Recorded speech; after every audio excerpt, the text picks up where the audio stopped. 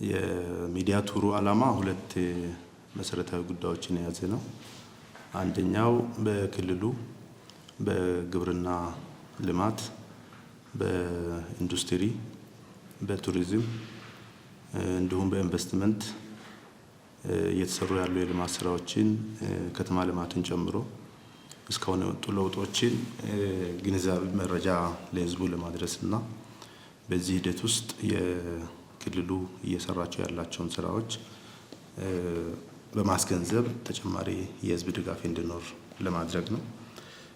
በሁለተኛ ደረጃ ደግሞ የክልሉን አቅም የማሳየት ነው። በክልሉ በእነዚህ ዘርፎች በተለይም ለአልሚዎች በግልም ይሁን በድርጅት ደረጃ ወደ ክልሉ መጥተው ማልማት ለሚፈልጉ አካላት ያለውን አቅም በግብርናም በማዕድንም በቱሪዝም እና ሌሎች አገልግሎቶችም ያለውን አቅም ይበልጥ ለማሳየት የሚያስችል እንደሚታወቀው የደቡብ ኢትዮጵያ ክልል በተፈጥሮ ሀብት የበለጸገ ክልል ነው።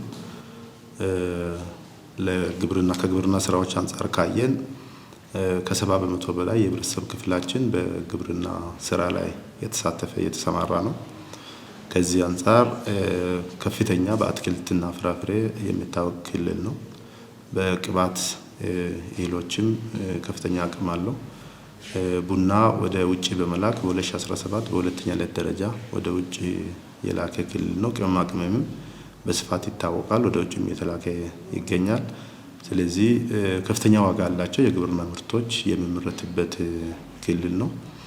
እነዚህን ምርቶች በኩታ ገጠም የማልማት በክላስተር ማልማት ስራዎች ትኩረት ተሰጥተው ከ30% በላይ የሚሆኑ እርሻዎቻችን ወደ ክላስተር እና መካናይዜሽን የገቡበት ሁኔታዎች አሉ።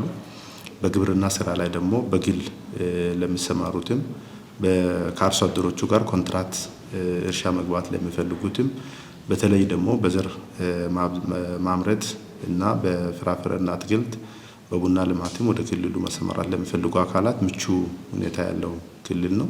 ከሎጂስቲክ አንፃርም ተጨማሪ የሎጂስቲክ አገልግሎቶች ማቀዝቀዣ ያላቸውን የሎጂስቲክ ሰንሰለቶችንም ጭምር በመፍጠር የተሻለ ውጤታማ ማድረግ የሚያስችሉ ምቹ ሁኔታ ያለው ክልል ነው።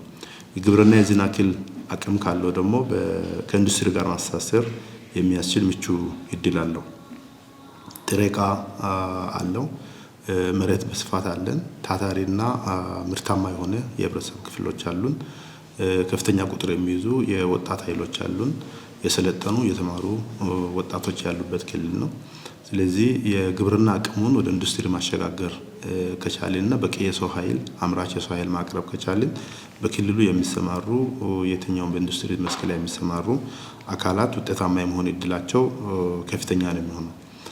ከዚህ አንፃር በአካባቢ ያሉ አርሶ አደሮችን ለኢንዱስትሪ የሚሆን ግብአቶች እንዲያመርቱ በማድረግ የተገኘው ምርት በማቀነባበር እሴት በመጨመር ወደ ውጪ ለመላክ የሚያስችሉ ስራዎችን ከሰራን በአንድ በኩል የሀገሪቷን ኢኮኖሚ በኢንዱስትሪ መደገፍ ይቻላል።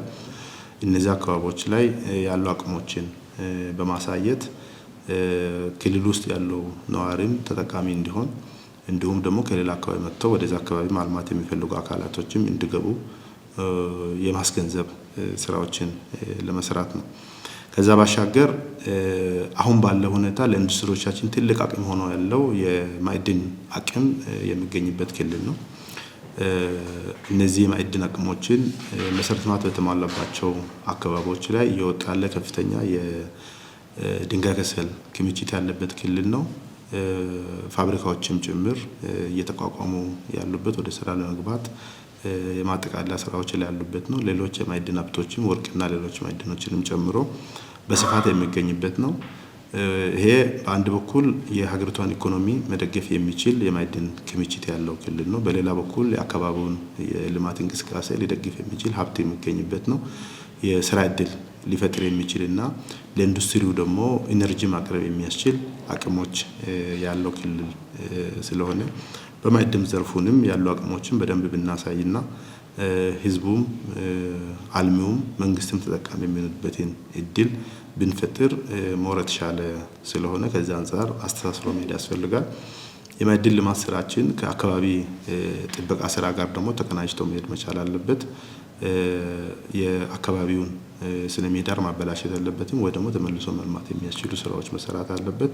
ከዚህ አንፃር የትኛውን በማዕድን መስክ ላይ የሚሰማሩ አካላት ማዕድኑን ከተጠቀሙ በኋላ አካባቢውን መልሶ እንዲያለሙ የማድረግ ጉዳይ ግንዛቤ ማስጨበጥ ጉዳይም አብሮ ተያይዞ የሚሆኑና የጥሬ ዕቃውን መውሰድ ብቻ ሳይሆን ተመልሶ እንዲያገግም ማድረግ ጉዳዮች ከዚህ አንፃር አቅም ያለው ክልል ስለሆነ መስራት ይጠበቃል ማለት ነው። ሌላኛው አቅማችን ቱሪዝም ነው። ቱሪዝም የደቡብ ኢትዮጵያ ክልል ብዙ አቅሞች አሉት። የተፈጥሮ መልክዓ ምድሩ ለቱሪዝም ምቹ የሆነ አካባቢ ነው።